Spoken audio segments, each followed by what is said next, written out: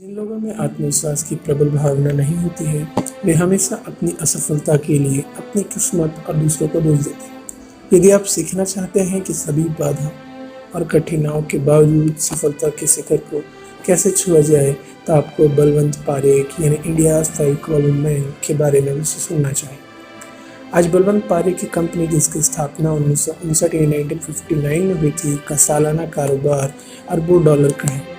लेकिन पारेख की पिडिलाइट इंडस्ट्री के निर्माण की प्रारंभिक यात्रा संघर्षों और कठिनाइयों से भरी थी। आज हम एक ऐसे व्यक्ति की यात्रा के बारे में जानेंगे जो एक निम्न आर्थिक स्थिति से आए थे, लेकिन फोर्ब्स की 2013 की सूची के अनुसार 45वें सबसे अमीर भारतीय बन गए। बलवंत पारेख का जन्म गुजरात के भावनगर जिले के छोटे से शहर महुआ में हुआ था। गुजराती प्रवृत्ति के अनुसार बलवंत की भी एक व्यवसायी प्रवृत्ति बनने की इच्छा थी, लेकिन उसके माता पिता चाहते थे कि वह कानून की पढ़ाई करे और वकील बने। परिवार के काफ़ी दबाव के बाद भारतीय बेटों की तरह माता पिता के आदेश को समझकर मुंबई के गवर्नमेंट लॉ कॉलेज में कानून की पढ़ाई करने के लिए मुंबई चले गए। यह एक ऐसा समय था जब लगभग पूरा देश महात्मा गांधी के विचारों से रंगा हुआ था। भारत छोड़ो आंदोलन में युवा पीढ़ी के कई लोगों ने भाग लिया।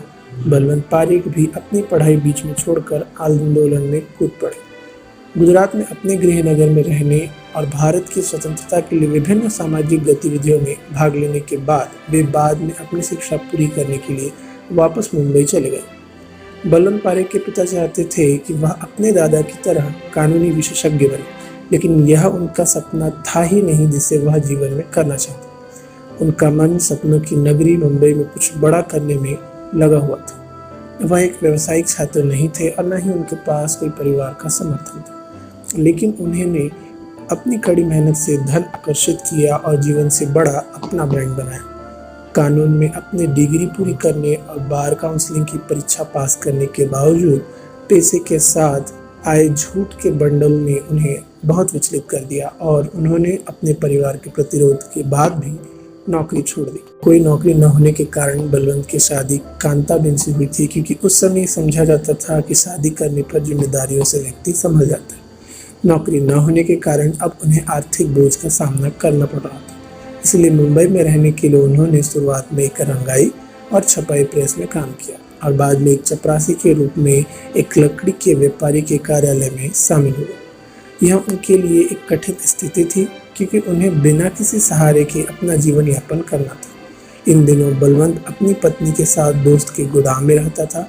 अब चपरासी की नौकरी भी उसके लिए काम नहीं कर रही थी और वह एक बेहतर अवसर की तलाश में था, और यहाँ से उसने संपर्क विकसित करना शुरू कर दिया था और संबंधित व्यवसायियों को आयात निर्यात वस्तुओं की सूची प्रदान करना शुरू कर दिया था। इनमें से एक संपर्क के जरिए बलवंत को जर्मनी जाने का मौका मिला। अपनी विदेश यात्रा के दौरान उन्होंने बिजनेस के गुण सीखे, जिसका फायदा उन्होंने बाद में प्राप्त किया। भारत में होचिस्ट का प्रतिनिधित्व करने वाली एक फर्म के लिए काम करते हुए पारेख को पहला बड़ा ब्रेक मिला। बाद में 1954 में उन्होंने अंततः मुंबई के जैकब सर्कल में पारेख डाइकेम इंडस्ट्री के साथ दुकान स्थापित। यहाँ बलवंत पारेख ने अपने भाई सुशील पारेख के साथ कपड़ा छपाई के लिए इस्तेमाल होने वाले पिगमेंट इमल्शन का निर्माण शुरू किया। पिडिलाइट का जन्म बाद में 1959 में एक औद्योगिक रसायन कंपनी के रूप में हुआ था, क्योंकि चिपकने वाले उस समय बिना ब्रांड के बेचे जाते थे। तब से फेविकोल गोंद का एक दूसरा नाम बन गया है और भारतीय बढ़ई इसकी कसम खाते हैं। केवल एक छोटी सी दुकान से शुरू हुई और एक ही उत्पाद का निर्माण करते हुए फेविकोल पिडिलाइट इंडस्ट्री ने जल्द ही भारतीय बाजार में सफलता का स्वाद चखा, जब फेविकोल ने एडहेसिव स्पेस में सफलतापूर्वक एकाधिकार स्थापित कर लिया। इसके बाद पिडिलाइट ने 2 अन्य उत्पाद फेविक्विक और एमसिल लॉन्च किया, जो प्रत्येक बाजार में लगभग 70% शेयर बनाने के लिए चले गए।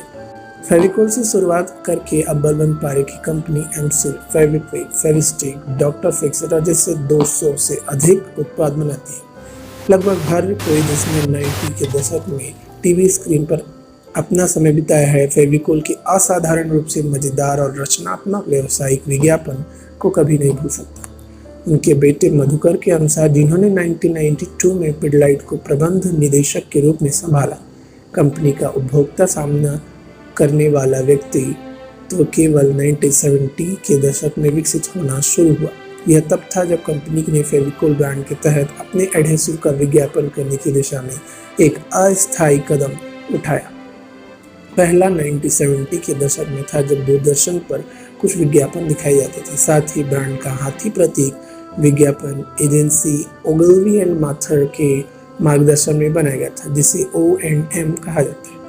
बलवंत पारेख का हमेशा से मानना था कि यदि आप अपने सपने को जुनून और उत्साह के साथ आगे बढ़ाते हैं तो कोई मील का पत्थर दूर नहीं है। बलवंत न केवल एक उद्यमी थे बल्कि उन्होंने कई सामाजिक कल्याण के लिए कार्य किए। बलवंत